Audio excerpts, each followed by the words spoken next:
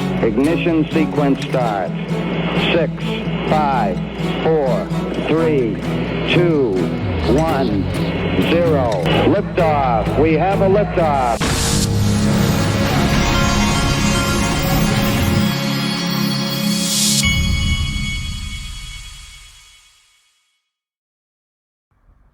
Hey everybody, this is the Digital Asset Investor, and I'm waiting on a package to be delivered, and so I could be interrupted in this. But as we start, I want to remind you all that Ripple, this is not my words, this is Naveen Gupta, who just left Ripple.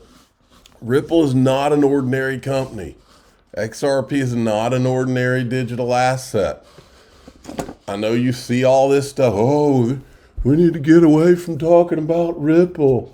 That is one big, huge load of BS. Ripple always said, I can't even count the number of times Brad Garlinghouse said that they would eventually become like Amazon, and made the comparison of how Amazon started with books. Well, Ripple's no different. Ripple's sitting on billions of dollars of a war chest.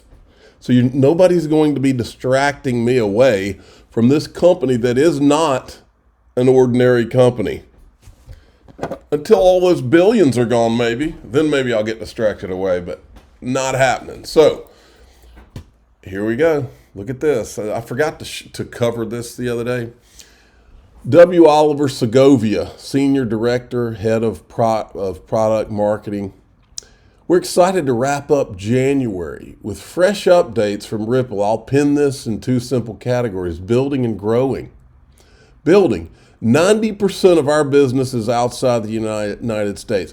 After being relatively quiet for the past 3 years in the U.S. for Ripple payments, we're geared up to announce new product updates powered by our money transmitter licenses that cover the majority of U.S. states. To get the ball rolling, we're hosting a meetup for folks in fintech at our new San Francisco headquarters. Join us for a light panel about Ripple's blockchain and payments outlook for 2024, featuring our heads of product, Brendan Berry, Pegas Sultani, I'm sure I'm butchering your name, sorry, moderated by USMD Joni Z, with our CTO David Schwartz joining.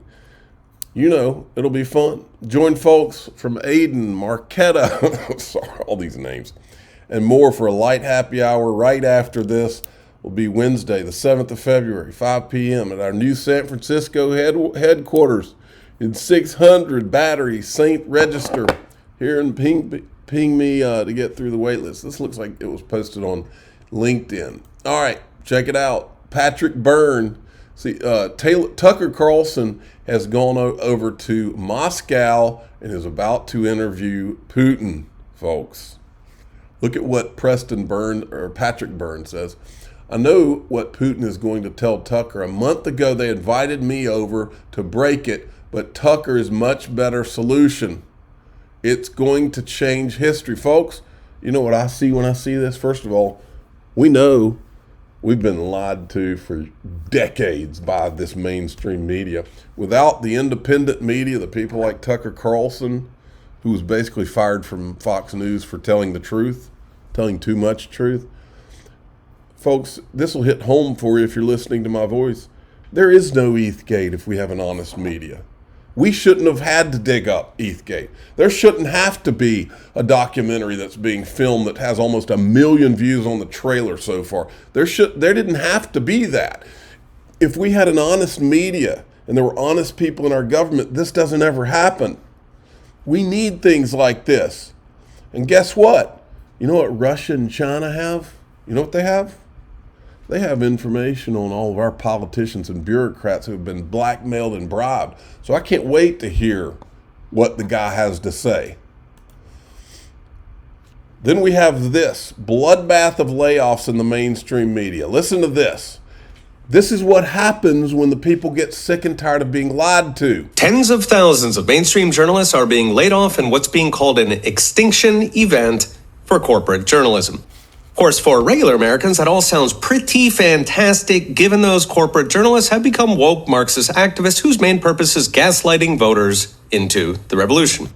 meaning it might be a very good thing if those scribblers put away their keyboards and learn how to, say, install drywall. The pace is now quickening with last week's wide-ranging layoffs at the LA Times, once among America's most prestigious newspapers. They laid off 20% of their staff, including 115 journalists, and including their entire DC bureau in an election year, along with gutting sports, tech, business, and even breaking news media's traditional bread and butter.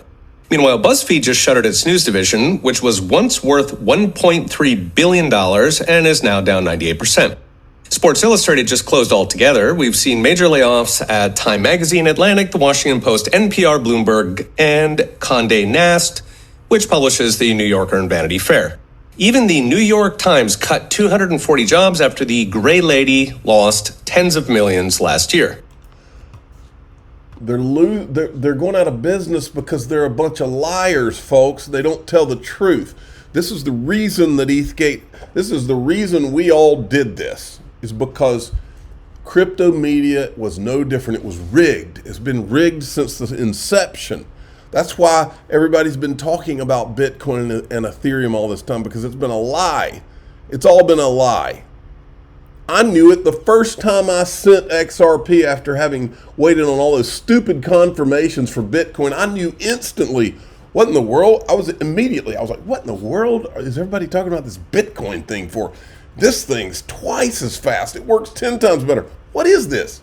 And ever since then, I haven't been able to process it other than corruption. So now I want to bring to your attention that this thing's headed towards 700,000 views. It'll get to 1 million. And I also want to make sure that we bring in the Twitter sleuths into this documentary, because they're still filming. And Cowboy Crypto, Mr. Huber, Wheezy, these are just three that I named. Many of you will remember, like TAIG. He disappeared, but that doesn't mean he can't resurface. But there's all kinds of people who helped. See, when we first started showing some of the video from ETHgate, the Twitter sleuths came in and all of a sudden started finding things that guys like me never could have figured out how to find. I mean, some of these guys are like, it's like, wow. And they still are, okay? So we want to, and that's what I created this thread for, because I'm in touch with the people doing the documentary, and we want to make sure that we put them in touch with these guys. And in fact, I messaged with Cowboy Crypto because I want him to give me email addresses on some of these guys so that I could get it to the documentary guys. My email is digitalassetinvestor2018@gmail.com. Send me an email if you're one of those sleuths to let me know in the subject who you are, so I can forward it to those documentary guys. You're gonna have to prove it too, because I can't just send them a bunch of random people's email addresses. So you might want to direct message me if you're one of the sleuths, because I'll know who you are then, and send me your email address via direct message. Also, I wanted to bring to these guys' attention for the documentary that Jason Foster and Empower need to be in this too, because they were an integral part of this too. They filed the Freedom of Information Act request during ETHgate. So they're huge. We can't not have them in this documentary. I'm going to make these guys aware of that as well. But I want to reiterate the point. None of this happens. It doesn't have to happen if we have an honest media, an honest crypto media. Think about the laundry list of people in the crypto media who won't even say the word ETHgate, who won't even show this documentary. There's a reason that the XRP army gets more views than anybody in crypto. Same reason that all the traditional media people are doing layoffs. We get all the views because we're telling the truth. And we're not being paid to do so. That's the other part of it. Check this out. Over 30% of all stocks in China have been halted. China's whatever index slides more than 8% in a matter of hours. Chinese economy is in deep trouble. Looks like their government will have to step in. And then there's this. China's stock market has lost $1 trillion in value over 13 trading days. That's pretty creepy. Then, of course, we had speaking of lies, we had the Federal Reserve Chairman on 60 Minutes yesterday. Another economic hangover after the pandemic. I used to love, by the way, I used to love 60 Minutes. 5 years ago, every Sunday I would watch 60 Minutes. Over the course of the following 5 years, I found out how much that we had been being lied to. Now I don't even watch it anymore because I know that these guys are carrying a narrative and it makes me want to throw up to watch it. But I will show you this clip because this clip, at least, they're telling a little bit of the truth. Is a sharp increase in the national debt. 30 years from now, it is projected to be $144 trillion, or $1 million per household. How do you assess the national debt? We mostly try very hard not to comment on fiscal policy and instruct Congress on how to do their job when actually they have oversight over us. But is the national debt a danger to the economy, in your view? In the long run, the U.S. is on an unsustainable fiscal path. The U.S. federal government's on an unsustainable fiscal path, and that just means that the debt is growing faster than the economy. I have the sense this worries you very much.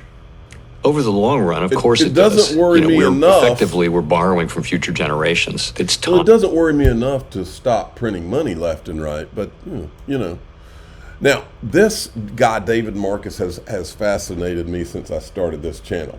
And I'll show you why, but first I want to show you what he says about Bitcoin, because this guy's too smart for this. It's red flag city for me. You can theorize a lot about the experience we've had, but having lived it has changed my worldview and my appreciation in such a way that now I have this unshakable conviction that Bitcoin is the only form of neutral internet money there will ever be. And it's one thing saying it because you have laser shooting from your eyes. It's another coming to that conclusion after having tried for the right reasons, I believe for the right reasons, to build a technology that would scale to billions of people and that could provide a stable form of digital money that would travel on this new scalable payment system. And then you come to the realization that actually private companies issuing a new unit of account of anything that has that kind of distribution is problematic. See, here's the problem, David. There's a little video going around about Homeland Security meeting with the 4 Satoshis.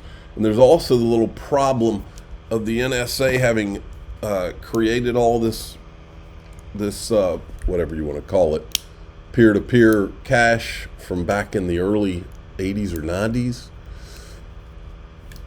This is you can say that Bitcoin is not was not created from a private company, but this business like it had some kind of divine creation is bullcrap, and you know it and I know it, David, and we know. Here's why we know it. David Marcus has a history. He was at Facebook for a long time. He ran up the Libra project, but before that, where was he? He was at PayPal. He was PayPal. He's the first one that introduced PayPal. I got my phone ringing off the hook. People are calling me. I wonder if I might have to call somebody and see if everything's okay. PayPal Galactic was announced in 2013, right around the time that OpenCoin and then Ripple was launched. David Marcus was the one that named it. PayPal is celebrating its 15th anniversary this year and is announcing its vision for how payments will support a growing space industry in PayPal Galactic. Space tourism is opening up to all of us in the next decade or so. And we want to make sure that PayPal is the preferred way to pay from space and in space. And DM became independent with its own team and its 25 other members, companies that you know well and that you see often here. And it's built its technology and its network, and it continues to engage with all of the regulators and policymakers around the world to make the case for a new network, a new protocol for money that can actually fix the massive problems that we're seeing today across the world with payment systems. Yeah. That's the PayPal say more, Brett. president or CEO. literally every time I listen to Brad or Chris Larson before that, I learn a little bit more, because I do think a lot of blockchain and crypto it's more complex and complicated than like most people do at its surface level. And nobody wants to be handling cash anymore. They don't want to be touching a keypad to sign. And so we need forms of contactless payments. QR codes are so easy for small businesses to use. They don't even need to integrate it into point of sale. They can print out a QR code, put it on their cash register, and we can scan it within the Venmo or the PayPal app, put in the amount for the purchase, and just send it like a person-to-person payment. It'd be a person-to-merchant payment. They got it. That's from the Ripple commercial. Looks almost like an intergalactic currency. Now we're going to go into DAIXRP.com, and there we're going to talk about, you want to talk about dishonesty in media and in government? Gary Gensler is ground zero for dishonesty and political corruption in government. And so we're going to show you just how bad this guy is in the group. And he is, this guy represents everything that's wrong with this country. I'm the digital asset investor. I'm not an investment advisor. This is for entertainment purposes only. Please subscribe, hit the like button, tell your friends and family. Here we go. DAIXRP.com.